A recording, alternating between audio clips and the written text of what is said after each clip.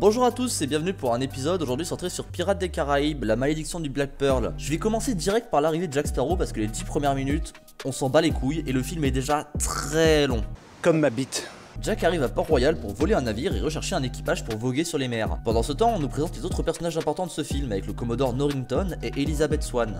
Eh bien, il y a du monde au balcon. Commodore qui fait d'ailleurs sa demande en mariage à Elizabeth, et c'est là que les chemins de nos héros se croisent car compressée par son corset, elle ne peut plus respirer et tombe dans l'eau juste devant Jack et deux soldats. Soldats qui d'ailleurs n'ont visiblement pas envie d'aller plonger pour sauver la demoiselle en détresse. Oh, c'est mort. On peut rien faire, c'est mort. Pourquoi ? Parce qu'il faut 2 heures de digestion là, c'est mort. Ah, 15 minutes près là, c'est dommage. Oh là là. Jack plonge alors dans l'eau puis la fait remonter à la surface pour la faire respirer. Massage cardiaque inutile. Il la sauve évidemment et les soldats arrivent pour s'occuper d'Elizabeth et remercier Jack de ce sauvetage, mais malheureusement pour lui, ils se rappellent de son visage et savent donc qu'il est un pirate. Toi tu sais ce que t'es un délinquant. Regarde-moi quand je te parle. Non. Tu es un délinquant. Ils se mettent à le chasser dans la ville et là Jack rencontre un deuxième héros, alias Will Turner. Ils s'affrontent dans un 1v1 très bien chorégraphié que Jack finit malheureusement par perdre. Il se retrouve capturé par les Anglais et est envoyé en prison. S'il vous plaît, je suis pas un délinquant, je suis un normal. Mais c'est là que le légendaire Black Pearl, le navire fantôme et son équipage de démons arrivent à Port-Royal à la recherche de la pièce sur le collier que porte Elizabeth. Nos pirates réussissent à la capturer et s'en vont avec elle et son médaillon vers l'île de la Muerta. Will désire secourir Elizabeth et décide donc d'aller libérer Jack de sa prison afin qu'ils aillent ensemble poursuivre le Black Pearl. Pour cela, ils volent l'Interceptor, l'un des navires les plus rapides du monde. Une fois le navire à eux, ils foncent sur l'île de Tortuga recruter un équipage et à peine arrivé, Jack se fait accueillir comme il se doit.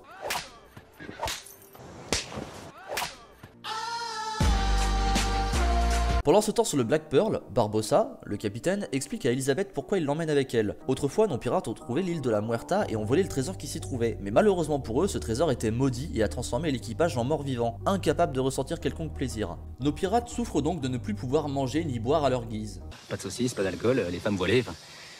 Excusez-moi, mais enfin c'est quand même... Quand même quoi?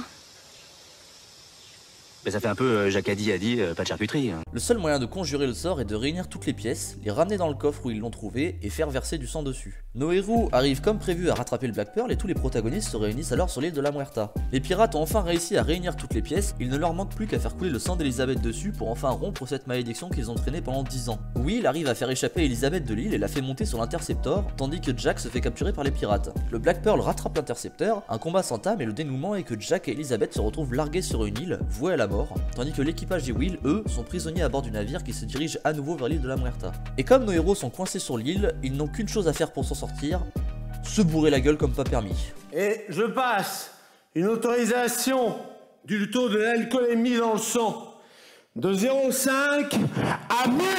Elizabeth fait brûler tout ce qui se trouve sur l'île afin de faire un feu qui puisse être vu par l'armée anglaise. Et effectivement, quelques heures plus tard, ils arrivent pour les sauver puis foncent tous ensemble sur l'île de la Muerta. Deux combats s'entament alors. D'un côté, les troupes anglaises contre l'armée immortelle des pirates, et de l'autre, Jack Sparrow et Will contre Barbossa. L'armée anglaise a pour stratégie d'attendre tranquillement que les pirates viennent à bout de la malédiction pour enfin tous les tuer une fois redevenus mortels. Ils se placent alors pile à la sortie de la grotte. Sauf que pour une raison qu'ils ignorent, ils ont beau attendre, les pirates ne montrent pas le bout de leur nez.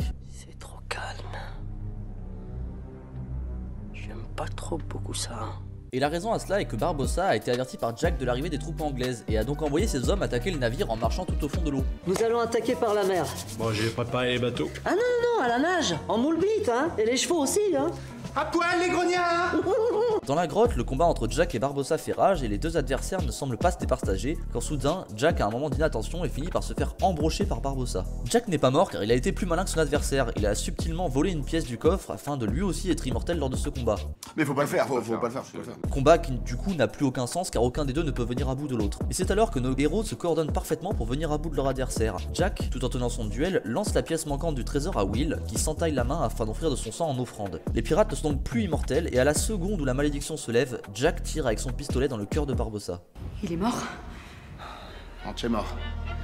Comme Tupac.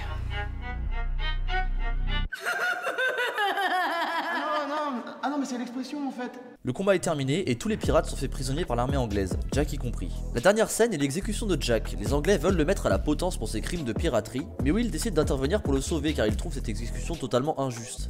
Ouais, mais c'est pas toi qui décide. Mais alors qu'ils allaient se faire exécuter, Elizabeth prend aussi la défense de Jack, réussissant à lui obtenir la liberté. Elizabeth et Will, bien que sous les yeux du Commodore, s'avouent leur amour devant tous les soldats. Ils sont hyper beaux, putain. Ah, c'est vrai qu'ils sont beaux.